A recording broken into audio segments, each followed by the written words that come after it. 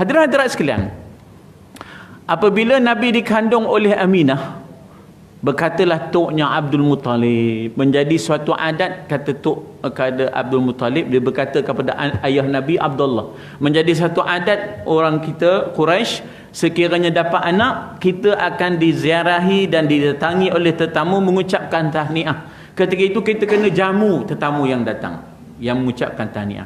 Maka pergilah wahai Abdullah ke Yasrib untuk mencari makanan tamar yang istimewa yang ada di Yasrib. Nanti bila tetamu datang mengucapkan tahniah, maka kita boleh jamukan dengan tamar-tamar istimewa daripada Yasrib. Maka Abdullah pun pergilah ke Yasrib. Daripada Mekah ke Yasrib itu perjalanannya seminggu.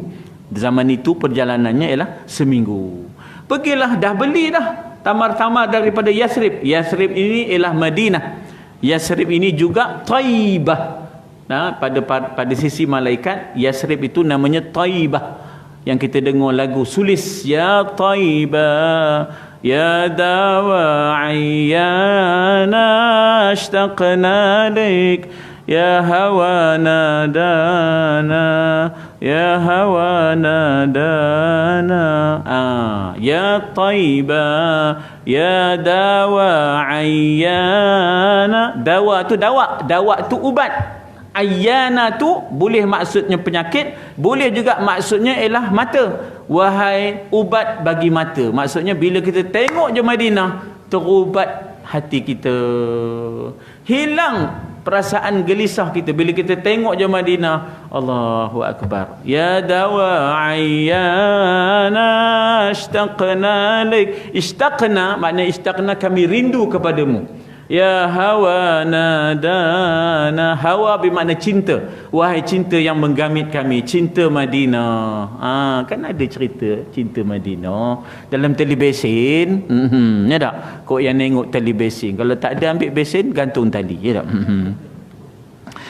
Jadi maknanya di sisi malaikat namanya Taibah, tetapi di sisi orang Arab namanya Yasrib.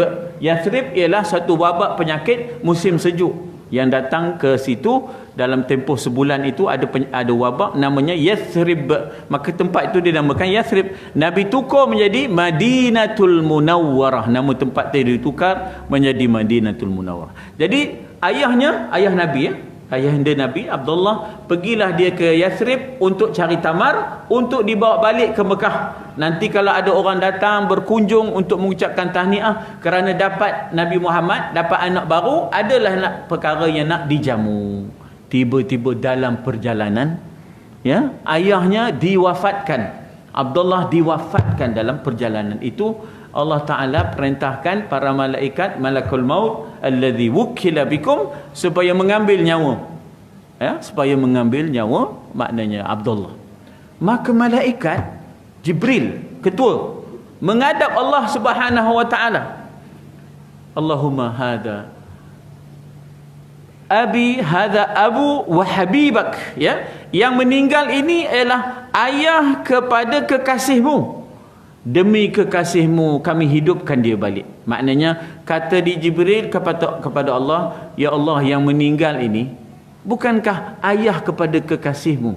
Demi kemuliaan kekasihmu kami boleh hidupkan balik dengan izinmu ya Allah. Kami boleh hidupkan balik ayahanda kekasihmu. Maknanya apa di sini? Jibril semacam tidak sanggup melihat Nabi dilahirkan yatim. Sebab anak yatim ni macam tak ada harapan. Tak ada siapa nak ambil peduli. Nantinya siapa yang nak menjaganya, ya? Kan kita kalau orang menyusu ni ada upah susu, ya, orang nak menyusu kan ada upah susu. Puk ame-ame, belalang kupu-kupu, tepuk rame-rame, boleh upah susu. Jadi sebenarnya sesiapa yang menyusukan anak kita, dia berhak dapat upah susu, termasuk isteri kita. Bila dia nyusukan anak kita, dia berhak dapat upah susu. Ustaz Zafrullah dah bayar upah belum? Kalau tak bayar, rondin dia elok sekarang. Kalau dia kata tunggakan, jawabnya 5 anak 5 lah. Kira berapa susu laktogen ni tak? Jawab je. Tak? Kalau dantaknya anak sebelah, jenuh teman bayarnya tak? Jadi maknanya situ, Sebenarnya kalau dah anak ini yatim, orang pun tak ada. Sebab apa? Apabila Nabi tadi, ya, bila mana Nabi tadi ditawarkan untuk disusukan, tak ada siapa yang mau. Sebab orang tanya siapa ayahnya, dia berkata Abdullah bin Abdul Muttalib. Ada ke lagi? Tak ada, tak mandang, macut. Kata dia, ya, idol dia bercakap parit pula. Tak ada, kata dia. Oh, kalau tak ada tak siar lah dia. Tak ada siapa nak menyusu Nabi. Tak ada siapa. Sebab fikirkan tak ada ayahnya. Bila tak ada ayah, siapa nak bayar upah susu? Upah susu ni wajib. Suami bayar upah susu kerana isteri menyusukan anak kita, itu wajib bayar upah susunya. Balik gerang rondel elok. Dah bayar ke belum? Jawabnya belum. Atau dia pun mula ngira susu laktogen berapa, ya tak? Maknanya nak dikirakan ikut timbang susu laktogen, katanya tak? Tayyib, kata dia, tak apalah bang, ya tak? Kenapa? Kita kira halal balal lah. Tak, itu pun kadang-kadang abang numpang juga. Kata, kalau kopi tu tak apalah. Kalau kopi tu tak apalah, ya tak? Tahu macam mana, ya tak? Budak toyok, ya tak? Kawan pun suruh lah, budak toyok juga pada dah ada yang nyusu, ya tak? Orang lain nyusunya. Haru betul. Ustaz penama lah kopi tu, ya tak? Balik cerita kita, ya tak? Balik cerita kita. Jadi maknanya datang Jibril menghadap Allah dan memohon kepada Allah, demi kemuliaan kekasihmu, engkau nyatakan demi kemuliaannya, kami sanggup hidupkan balik ayahnya Abdullah. Lalu Allah Ta'ala sebut dua. Aku sendiri yang akan bela kekasihku. Ya, aku sendiri yang akan bela kekasihku. Maknanya biarkan ayahnya meninggal sebab dia kekasihku, aku sendiri yang akan bela. Sebab itu Nabi kata, addabani rabbi fa ahsana ta'dibi. Tuhan yang telah mengasuh aku, Tuhan sendiri yang akan mengasuh aku, maka alangkah eloknya asuhan Tuhanku. Addabani rabbi fa ahsana ta'dibi. Yang kedua, katanya, kekasihku ini esok akan diuji dengan pelbagai ujian. Ketika itu kalau kiranya ada ayahnya, dia akan memanggil nama-nama ayahnya. Tetapi kalau tidak ada sesiapa, dia akan memanggil aku, Allahumma ilaika ashku da'fa quwwati wa qillata hilati wa hawani 'alan nas. Bila Nabi diuji, Nabi sentiasa Allahumma. Kalau ada ayah, tentulah kita akan panggil ayah. Kalau ada ibu, tentu kita akan panggil ibu. Tapi diyatimkan Nabi supaya Nabi hanya menyeru Allahumma ya Allah. Jadi ini tauhid yang nak dibina dalam diri Nabi SAW. Dalam riwayat At-Tabari mengatakan bahawa Aminah tak pernah rasa berat mengandungkan Nabi ni. Tak adalah nyusah. Ya Allah, tahulah orang ngandung mana apa, ya tak? Orang lelaki ni memang ngandung tapi tak beranak. Orang lelaki besar juga perut tapi tak beranak, tak? Jadi orang perempuan tahulah macam mana seksanya beranak ni. Ya Allah, nengok matahari pun dah tak boleh, ya tak? Sekarang udah bekerja ke bilik ayah, ya tak? Nuge pula apa nama tu? Allah, ya? Allah.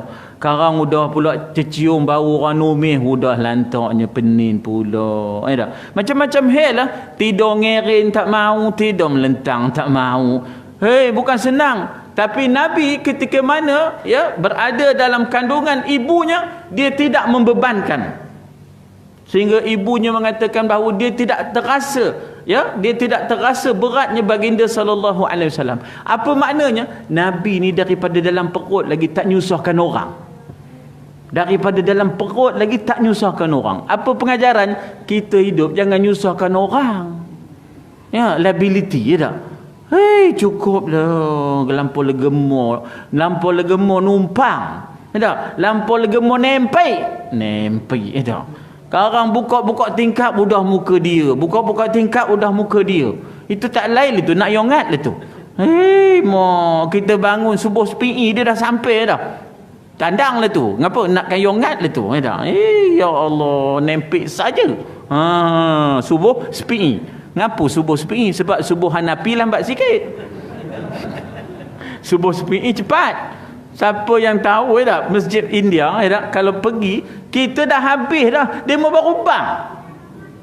Kita dah habis dah semayang subuh. Dia mau baru bang. Ya Allah, 6.30 baru ikamat. Itu subuh Hanafi.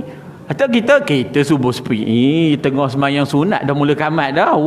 Mau nak leras benar ngapa kara roti canai kara dah tidak.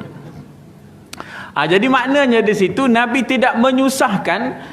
Artinya itulah kita maknanya dalam hidup kita ini, khairun nas anfa'uhum linnas, sebaik-baik manusia yang bawa banyak manfaat kepada orang lain, bukan bawa beban dan mudarat kepada orang lain. Sebab itu Nabi sedari kecilnya dalam perut tidak membebankan, sehingga dia bila dibela oleh Abdul Muttalib dan dibela oleh Abu Talib tidak membebankan.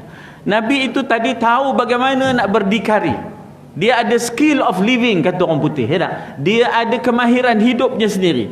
Dia carinya upah, ya, dia ambilnya kambing-kambing orang kota Mekah, lalu dibawa, ya, ke padang ragut, di dusun-dusun, di kampung-kampung untuk diberikan makan, kemudian dia ambil upah. Dia tidak menyusahkan Abu Talib, bahkan dia telah memberikan bantuan kepada pak saudaranya yang ramai anak, dan ini meringankan beban, bukan menyusahkan beban, ya, bukan menambahkan beban. Ini kita kata dapat pengajaran daripada situ ialah kita mesti ada skill, kita mesti ada kemahiran hidup.